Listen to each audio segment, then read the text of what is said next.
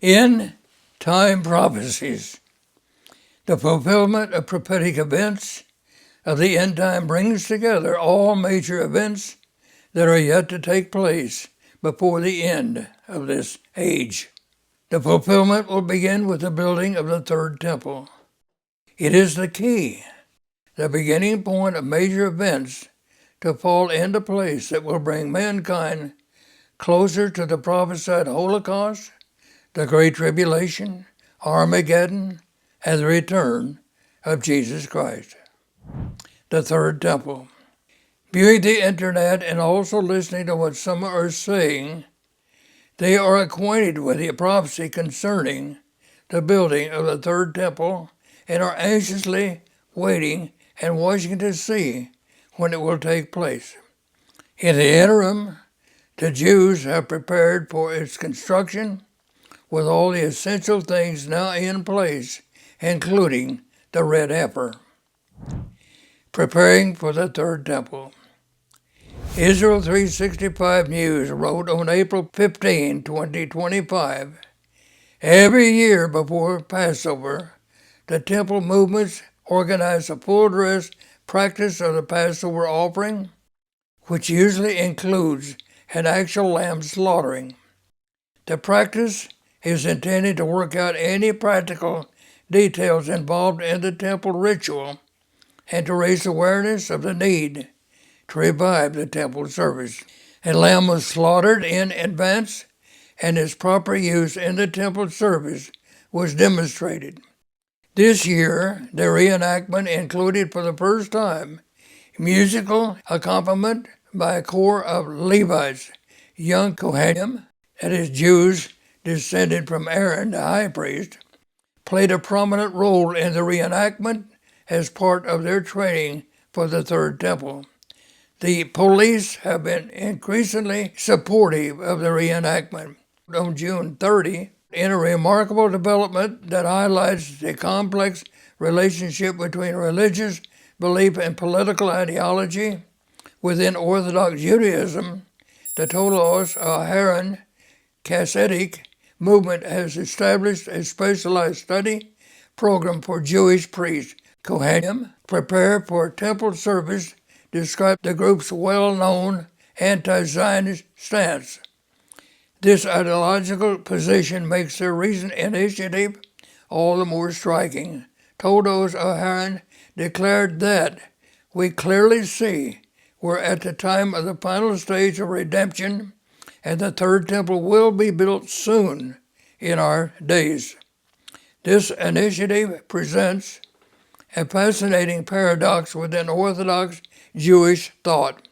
While Todos Aharon categorically rejects Zionism and the current state of Israel, they are actively preparing for the rebuilding of the temple in Jerusalem, the very city that serves as Israel's capital. Modern science has provided remarkable validation for the preservation of the priestly lineage. Over 98% of Jewish men who identify as Kohanim and share a specific genetic marker providing scientific evidence for the integrity of the patrilineal priestly heritage that has been maintained over nearly 2,000 years since the destruction of the Second Temple. This genetic continuity combined with the careful preservation of priestly genealogies within Jewish communities has led to speculation that modern Kohanim could indeed serve in a rebuilt temple despite the nearly 2-millennium gap in practical temple service. President Trump. The leadership of the Jewish nation also knows it will be President Trump who will make it happen and is anxiously waiting for him to make contact with him to offer his support as the President of America to do it. From the prototype of King Cyrus of Persia, with which President Trump is acquainted, he realizes God has given him the responsibility in this end time to fulfill the same prophecy as King Cyrus did in rebuilding the Second Temple. This has been recorded in the book of Ezra, chapter 1, verses 1 through 3.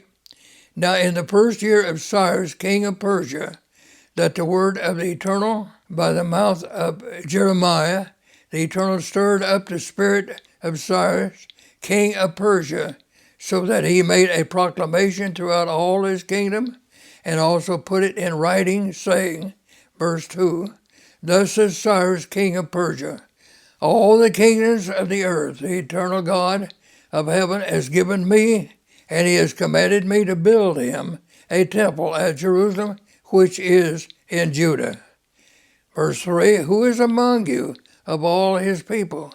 May his God be with him, and let him go up to Jerusalem, which is in Judah, and build the temple of the eternal God of Israel. He is God, which is in Jerusalem. Many are waiting and watching. Aside from the Jews in Jerusalem, there are many people in America and elsewhere who are showing great interest in seeing it begin to be built and watching for it to happen. Little do they realize what the aftermath of the terrible things that will begin taking place after it is built. Prophecy makes those known and will be touched on shortly. Once again, as God stirred the spirit of Cyrus, king of Persia, to begin rebuilding the second temple, so will he do the same with President Trump. The Roman army destroyed the second temple in 70 A.D. At the allotted time, God will cause it and all other things to come into place. Preparation in place. Presently, the Jews have made everything ready for the construction. Also, the chief priest has been chosen from among the priests. The priestly garments, the portable altar, and the red heifer are also in place. Having done all this, they are waiting for the construction of the new temple to begin. They know they cannot do it without the support of President Trump, who represents a powerful nation of America, for the Arab nations would make war with them if they tried by themselves. Prophecy reveals its beginning and its aftermath. From ancient times, the duality of prophecy reveals the following about this coming time when it will be built and what will occur afterward. The book of Daniel in the Bible is important in understanding prophecy, as Jesus Christ makes known in Matthew 24, verses 15 and 16. Therefore, when you see the abomination of desolation spoken of by Daniel the prophet, standing in the holy place, whoever reads, let him understand. Then let those who are in Judea flee to the mountains. The following prophecies reveal what will lead to God's true people having to flee to the mountains for protection.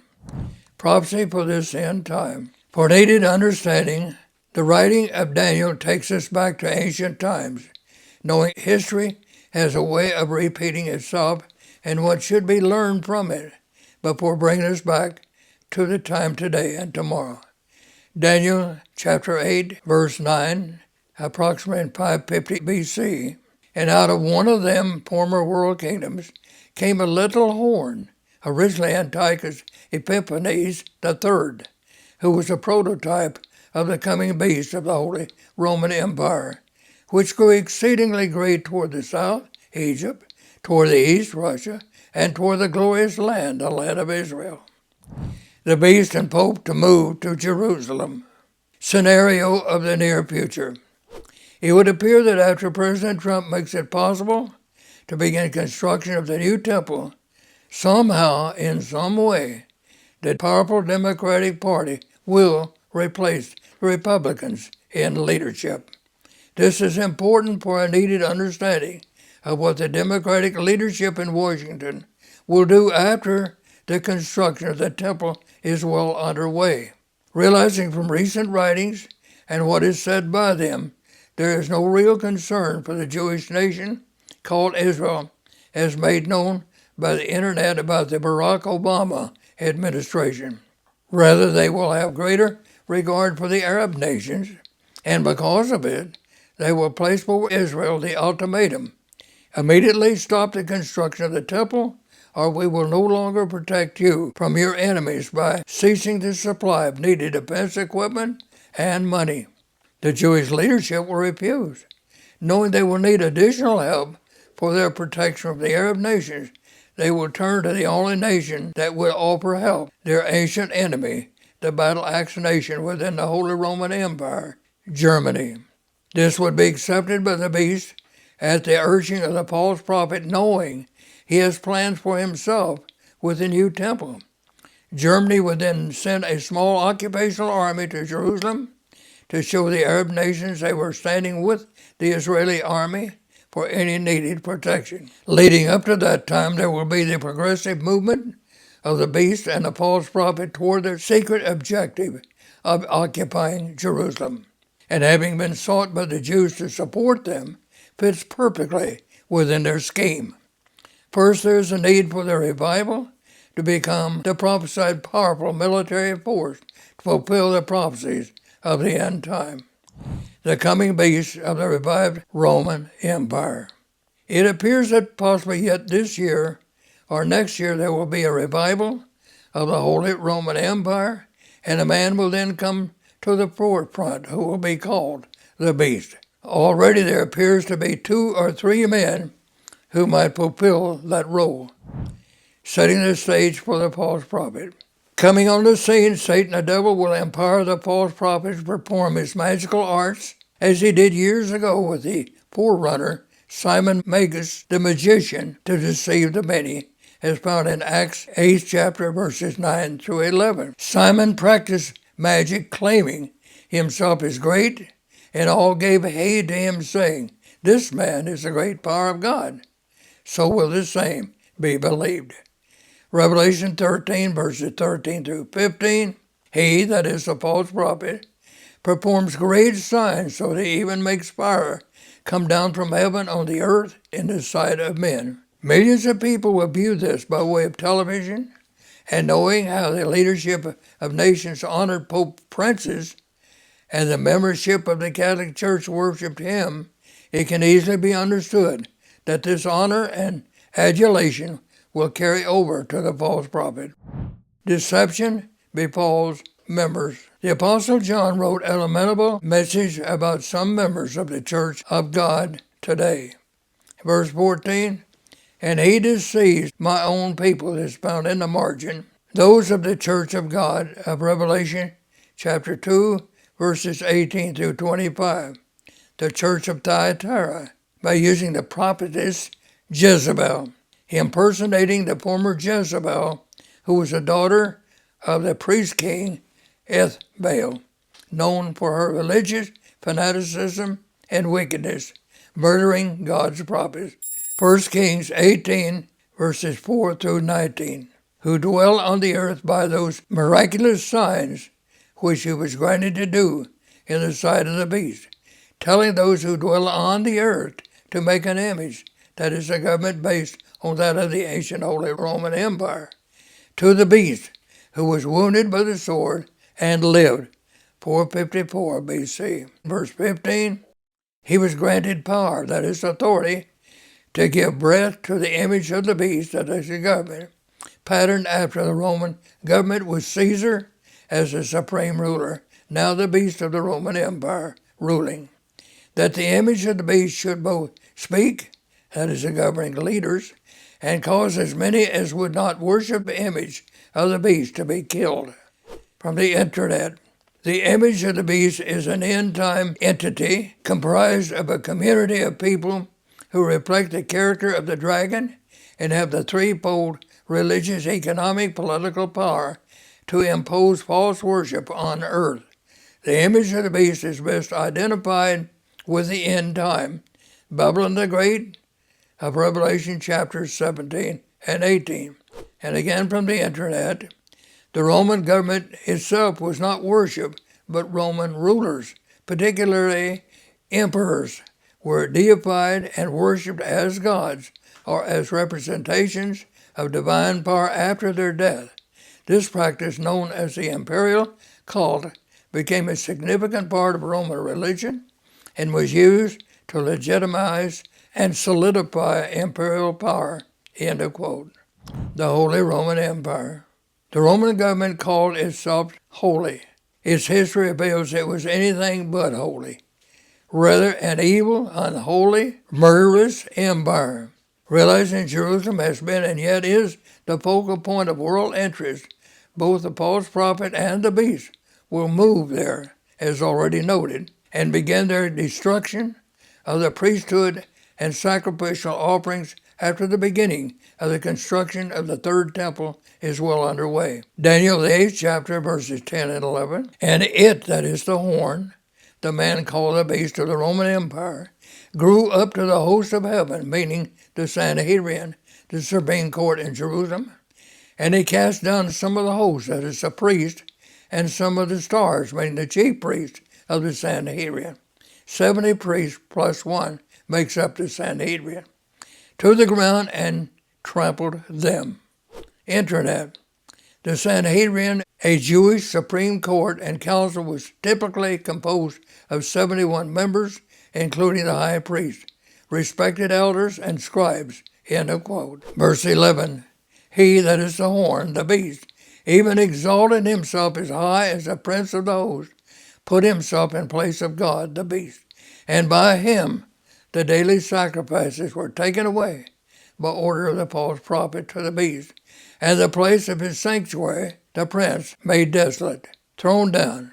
The Apostle Paul wrote of this time, at the beginning of what is now being seen taking place, taking a quote from 2 Thessalonians chapter 2, verses 7 through 9. For the mystery of lawlessness is already at work. Only he who now restrains will do so until he is taken out of the way. That is, God removes himself and permits Satan to use the false prophet. And then the lawless one will be revealed.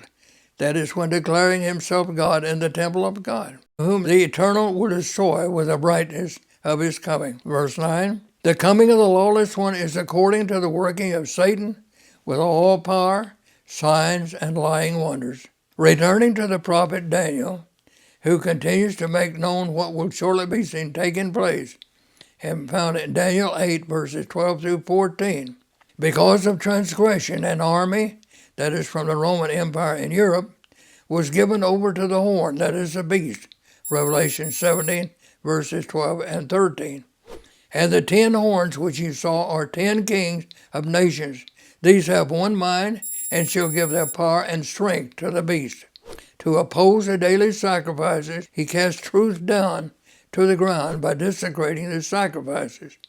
The false prophet using his army to support him and having to put a stop to them. He did all this and prospered. Seeing this take place, the question was asked. In verse 13 from the Revised Standard Version, Then I heard a holy one speaking, and another holy one said to the one who spoke, For how long is this vision concerning the regular burnt offering, the transgression that makes desolate, thrown down by the order of the false prophet, and the giving over of the sanctuary and host to be trampled, that is, underfoot as worthless? Verse 14, And he, the angel, answered him, the other angel, for 2,300 evenings and mornings. Margin means a total of 1,150 days. Then the sanctuary, that is the temple, shall be restored to its rightful place. Note from the Good News, June 1960. No direct indication of how long sacrifices will be offered, but they are to be abolished for exactly 1,150 days by the Pope. It's a quote from Dr. Herman L. Hay, September 19, 1969. Gentiles will trample down Jerusalem 1,260 days during the time of the two witnesses. During this terrible time, many of the people of God will be severely tested in one way or another, primarily by the battle-axe nation of the Roman Empire, Assyria, Germany. Jeremiah 51, verse 20, where it says, You are my battle-axe and weapons of war, for with you I will break the nation in pieces, with you I will destroy nations. After destroying America and Britain, by being taken captive along with the people of America and Britain together with the Sardis and Laodicean eras of the Church of God. As to why? Revelation 3, verses 1 and 3. To the angel in Sardis, You are alive, but you are dead. If you will not watch, I will come on you as a thief. And then Revelation 3, verses 14 through 16, to the angel of the Laodiceans. I know your works, because you are lukewarm, I will vomit you out of my mouth. The Philadelphia Church Era. The following speaks of those church eras and also those in the Philadelphia era. But a difference is made with them, for they will be protected from the great tribulation. Revelation 3, verse 10, because you have kept my command to persevere, I will keep you from the hour of trial, which shall come upon the whole world. Purification. Daniel 12, verses 10 through 12. Many shall be purified, made white, and refined. But the wicked shall do wickedly, and none of the wicked shall understand. But the wise shall understand. And from the time that the daily sacrifice is taken away, and the abomination is set up, there shall be 1290 days. Blessed is he who waits and comes to the 1335 days. Both numbers end at the return of Jesus Christ to earth. Luke 21, verse 19. In your patience possess you your soul. Internet. In your patience possess your soul, from Luke the 21st chapter, verse 19, encourages perseverance and endurance during times of hardship, emphasizing that patience is key to spiritual well-being and ultimately gaining salvation. It's not about passive resignation, but about actively choosing to maintain a steadfast spirit in the face of adversity. Further explanation of the prophecies. Returning to Daniel for the explanation of the foregoing prophecies and what is to follow, Daniel the 8th chapter, verses 18 and 19, also verses 23 through 25. Now as he, the angel Gabriel, was speaking with me, I was in a deep sleep with my face to the ground, but he touched me and stood me upright. Verse 19, and he said, Look, I am making known to you what shall happen in the latter time of the indignation, for at the appointed time the end shall be. In the interim, the man called the beast shall be revealed at his allotted time of the end time. Verse 23, and the latter time of their kingdom, when the transgressors have reached their fullness, America and Britain. Ezekiel 7, verses 6 through 8, where it says, the end is come and is dawned for you. Doom has come to you, you who dwell in the land, due to your abominations. A king shall arise having fierce features, who understands sinister schemes, that is the occult, the demonic world, as did Hitler in World War II. Knowing the scriptures that connect with the subject are usually found here and there. In Isaiah 28, where it says that, a little here, a little there. Daniel wrote about this in another scripture, Daniel 11, verse 21 and 24. And in his place shall arise a vile person. He is already preparing his mind to fill that governing role, and will at the allotted time by God, to whom they will not give the honor of royalty, but he will take it to himself, considering himself a god, as did the Caesars of ancient time, and establish his palace in between the seas and the glorious holy mountain near Jerusalem, and seize the kingdom by intrigue, meaning a secret plot or scheme, like a conspiracy against a monarch. He shall come in peaceably, appearing to be humble and saying all the right things to deceive the governing leadership. Verse 24, his power shall be mighty, but not by his own power. Revelation 17, verses 12 and 13, the 10 horns which you saw are 10 kings. They receive authority for 1 hour as kings with the beast. These are of one mind, and they will give their power and authority to the beast. And with them he shall destroy extraordinarily, and shall prosper and thrive. He shall destroy the mighty, meaning America, yet a superpower nation, and also the holy people, meaning Sardis church era, Revelation 3, verses 1 through 3, and the Laodiceans, Revelation 3, verse 16. Because you were neither cold nor hot, I will vomit you out of my mouth into the great tribulation. Verse 25, through his cunning he shall cause deceit to prosper under his rule, and he shall exalt himself in his heart. He shall destroy many nations in their prosperity. He shall even rise against a prince of princes, but he shall be broken without human means, as found in Revelation 19, verse 20. In the interim, Daniel 11, verse 45, and he shall plant the tents of his palace between the seas and the glorious holy mountain, believed to be Mount Zion. Yet he shall come to his end, and no one will help him. Revelation 19, verse 20, where it tells us these two were cast alive into the lake of fire, burning with brimstone. Time is fleeting. God is love, and because he is love, protection is offered to those who love God and keep his commandments. Psalm 103, verses 17 and 18. But the mercy of the Eternal is from everlasting to everlasting on those who fear him, and his righteousness to children's children, to such as keep his covenant, and those who remember his commandments to do them. Then protection is assured to such people. Isaiah 33, verse 16. He shall dwell on high. His place of defense shall be the munitions of rocks.